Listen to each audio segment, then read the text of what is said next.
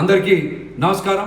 దేశంలో ప్రజలందరూ కూడా ఉగ్రవాదాన్ని ఏ విధంగా తరిమి కొట్టాలి, పాకిస్తాన్ మీద యుద్ధంలో ఏ విధంగా గెలవాలి, ఉగ్రవాదాన్ని ఏ విధంగా నిర్మూలించాలని అందరూ కూడా ఆలోచన చేసి ధైర్యంగా బయటకు వచ్చి కేంద్ర ప్రభుత్వానికి అదేవిధంగా సైనిక బలగాలకి సంపూర్ణ మద్దతు ప్రకటిస్తూ ఉంటే, ఆంధ్రప్రదేశ్లో మాత్రం ముఖ్యమంత్రి చంద్రబాబు నాయుడు గారు ప్రతిపక్ష పార్టీ మీద, ఆ పార్టీ నాయకుల మీద ప్రతీకార దాడులు ఎలా చేయాలి, ప్రతీకారం ఏ విధంగా తీర్చుకోవాలి అని కుట్రలు చేస్తూ ఉన్నారు. అందుకే అంటా ఉన్నాం, దేశం మొత్తం యుద్ధం గురించి ఆలోచిస్తూ ఉంటే చంద్రబాబు నాయుడు గారు మాత్రం పగ ప్రతీకారాలతో పాలన చేస్తూ ఉన్నారని.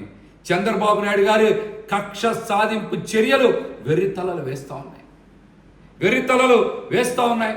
ఆయన నిన్న మా పార్టీకి చెందినటువంటి మాజీ మంత్రి విడుదల రజనీ గారు, బీసీ సామాజిక వర్గానికి చెందినటువంటి వ్యక్తి మీద మరి పోలీసులు వ్యవహరించిన తీరు అత్యంత దురదృష్టకరం. దీన్ని వైఎస్ఆర్సీపీ పార్టీ తీవ్రంగా ఖండిస్తూ ఉంది.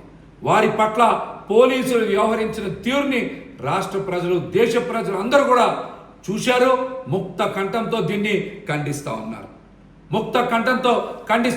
మాజీ మంత్రిని కూడా చూడకుండా, మహిళ అని కూడా చూడకుండా పోలీసులు ప్రదర్శించినటువంటి వైఖరిని వైఎస్ఆర్సీపీ పార్టీ తరఫున ఖండిస్తూ ఉన్నాం.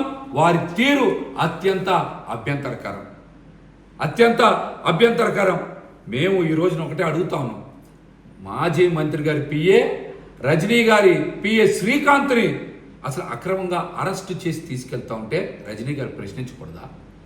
ఏ కేసు కింద వారిని తీసుకెళ్తా ఉన్నారు, ఎందుకు తీసుకెళ్తా ఉన్నారు అని అడిగితే నేరమా? పోలీసుల్ని ప్రశ్నిస్తే మరి మహిళను కూడా చూడకుండా తోసేసి దౌర్జన్యంగా అరెస్ట్ చేయాల్సినటువంటి అవసరం ఏమొచ్చింది? అసలు ఫిర్యాదు ఇచ్చిన అరగంటకే మాజీ మంత్రి విడుదల రజనీ గారి క్యాన్వాయ్ని అనుసరించాల్సినటువంటి అవసరం ఏమొచ్చింది? ఫిర్యాదు అందంగానే మీరు కనీసం విచారణ చేయకుండా, ఫిర్యాదులో ఏముందో చూడకుండా మీరు మాజీ మంత్రి గారి క్యాన్వాయ్ని అనుసరించడం కరెక్ట్ కాదు. చట్టానికి వ్యతిరేకం. ఎఫ్ఐఆర్ నమోదు చేయకుండానే, కనీసం అందులో ఉండేటువంటి అంశాలని మీరు అవగాహన చేసుకోకుండానే ఏ విధంగా అరెస్ట్ చేస్తారు? మీరు ఎఫ్ఐఆర్ నమోదు చేసింది సాయంత్రం 7 గంటలకు కదా, మీకు ఫిర్యాదు వచ్చింది ఉదయం 11 గంటలకి. ఈ మధ్యలో చాలా వ్యత్యాసం ఉంది, 8 గంటల సమయం ఉంది. అయినా కూడా మీరు ఎఫ్ఐఆర్ నమోదు చేయకుండానే అత్యంత దౌర్జన్యంగా మరి కారులోకి దూరి అరెస్ట్ చేయాల్సినటువంటి అవసరం శ్రీకాంత్ని ఏమొచ్చిందో పోలీస్ శాఖ ప్రజలకు సమాధానం చెప్పాలి.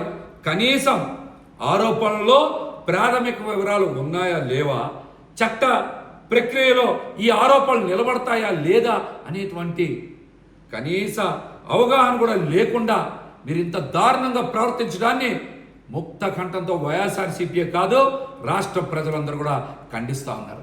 సోషల్ మీడియాలో ఏదో కొన్ని పోస్టులు పెడితే, ఏదైనా మాట్లాడితే ఇంత దారుణంగా ప్రవర్తిస్తారా? ఒక శ్రీకాంత్ విషయంలోనే కాదు కదా, నిన్న కంతేరులో వైఎస్ఆర్సీపీ పార్టీకి చెందినటువంటి ఎంపీటీసీ కల్పన గారు, దళిత సామాజిక వర్గానికి చెందినటువంటి మహిళ, రాత్రి 3:30కి వాళ్ళ ఇంటికి వెళ్ళి అరెస్ట్ చేయాల్సినటువంటి అవసరం ఏమొచ్చింది? నైటీ మీద ఉన్నాం, బట్టలు మార్చుకుంటారన్నా కూడా అవకాశం ఇవ్వకుండా అరెస్ట్ చేయడం ఏంటి? పోలీస్ స్టేషన్కి తీసుకెళ్ళడం ఏంటి? మీరు కూడా ఉదయం 6:30 అరెస్ట్ చేసినట్టు చూపించారు.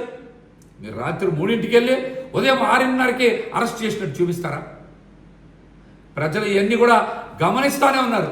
మహిళల పట్ల ఇంత దురుసుగా, ఇంత దారుణంగా వ్యవహరిస్తున్నటువంటి కూటమి ప్రభుత్వ తీరుని రాష్ట్రంలో మహిళలందరూ కూడా ముక్త కంఠంతో ఖండించాలి.